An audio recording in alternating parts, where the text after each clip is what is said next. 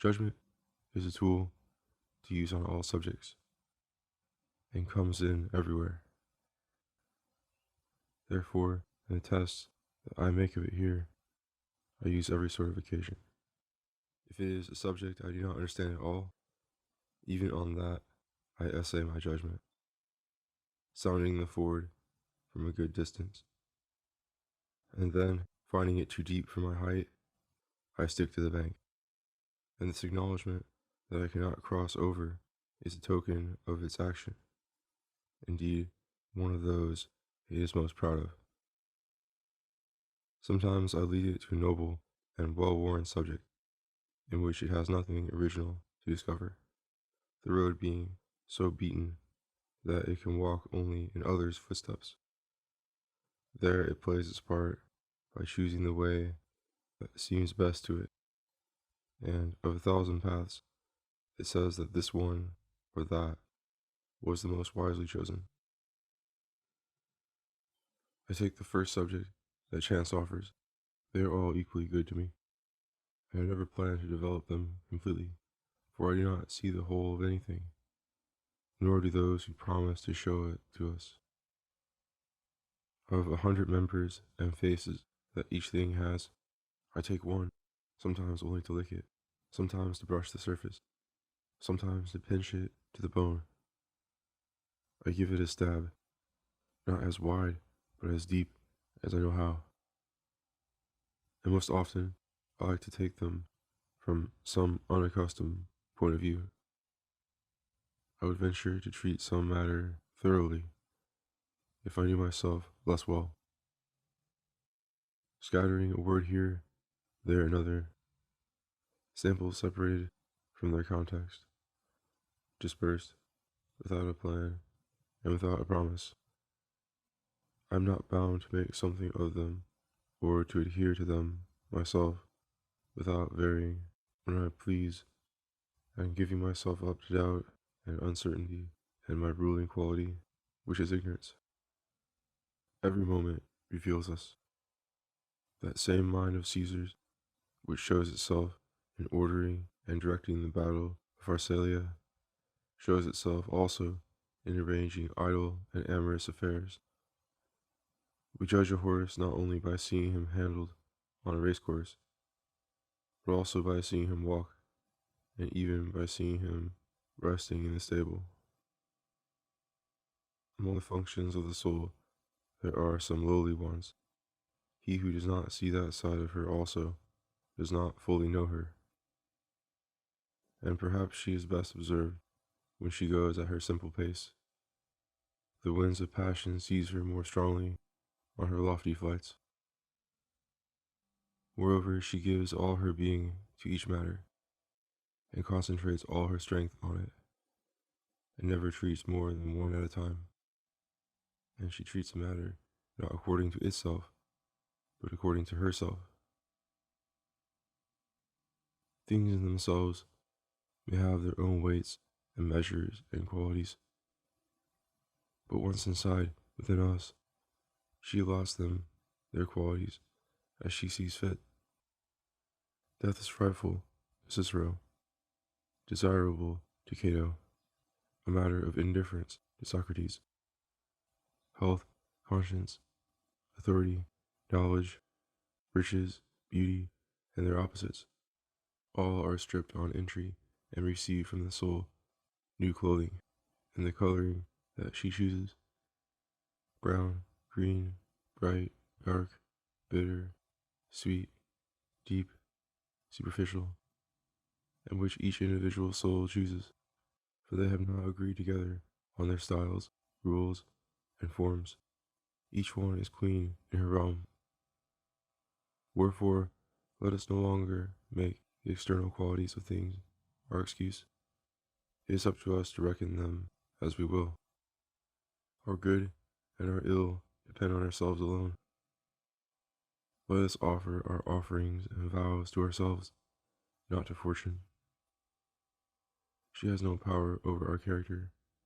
On the contrary, it drags her in its train and molds her in its own form. Why shall I not judge Alexander at table? talking and drinking his fill, or when he was playing chess?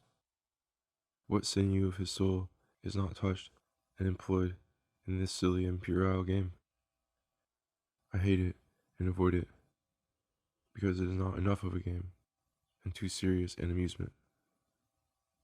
I am ashamed to devote to it the attention that would suffice to accomplish something good. He was no more absorbed when he prepared his glorious expedition to India, nor is this other an unraveling a passage on which depends the salvation of the human race. See how our mind swells and magnifies this ridiculous amusement, how all its muscles grow tense. What ample opportunity it here gives someone to know himself and to judge himself rightly. In no other situation do I see and check up on myself more thoroughly. What passion does not excite us in this game? Anger, vexation, hatred, impatience, and a vehement ambition to win in a thing in which ambition to be beaten would be more excusable. For rare and extraordinary excellence in frivolous things is unbecoming a man of honor. What I say of this example may be said of all others. Each particle, each occupation of a man betrays him and reveals him just as well as any other.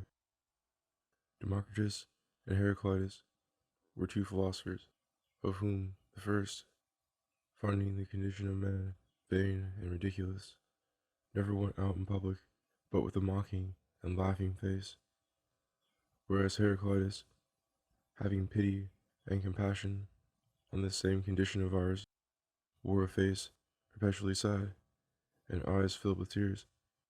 One always, when he over his threshold stepped, laughed at the world; the other always wept. Juvenal. I prefer the first humor, not because it is pleasanter to laugh than to weep, but because it is more disdainful, and condemns us more than the other. And it seems to me that we can never be despised as much as we deserve. Pity and commiseration are mingled with some esteem for the very thing we pity. The things we laugh at we consider worthless. I do not think there is as much unhappiness in us as vanity, nor as much malice as stupidity.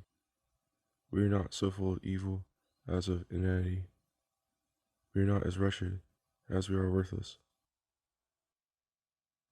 Thus Diogenes, who pottered about by himself, rolling his tub and turning up his nose at the great Alexander, considering us as flies or bags of wind, was really a sharper and more stinging judge, and consequently juster, to my taste, than Timon, who was surnamed the hater of men. For what we hate, we take seriously. Timon wished us ill, passionately desired our ruin, shunned association with us as dangerous, as with wicked men, depraved by nature. Diogenes esteemed us so little that contact with us could neither disturb him nor affect him, and avoided our company not through fear of association with us, but through disdain of it. He considered us incapable of doing either good or evil. Of the same stamp was the reply of Statilius, whom Brutus asked to join the conspiracy against Caesar. He considered the enterprise just, but did not believe that men were worth taking any trouble about. And this is in conformity with the teachings of Hegesias, who said that the wise man should do nothing except for himself, since he alone is worth having anything done for him, and that of Theodorus, that it is unjust for a wise man to risk his life for the good of his country, and endanger wisdom for the sake of fools. Our own peculiar condition is that we are as fit to be laughed at as able to laugh.